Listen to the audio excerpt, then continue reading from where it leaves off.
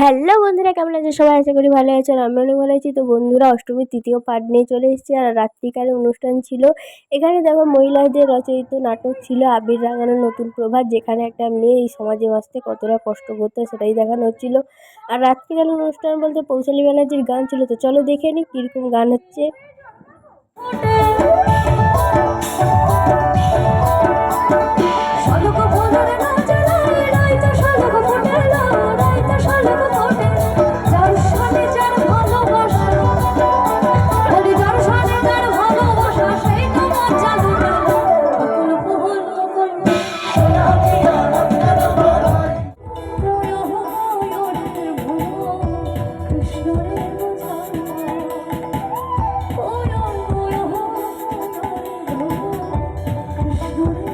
বন্ধুরা, তারপরে খাওয়া দাওয়া করতে চলে এসেছিলাম। ভিডিওটা ভালো লাগলে প্লিজ লাইক করো, কমেন্ট করে শেয়ার করো। টাটা বন্ধুরা, নেক্সট ব্লগে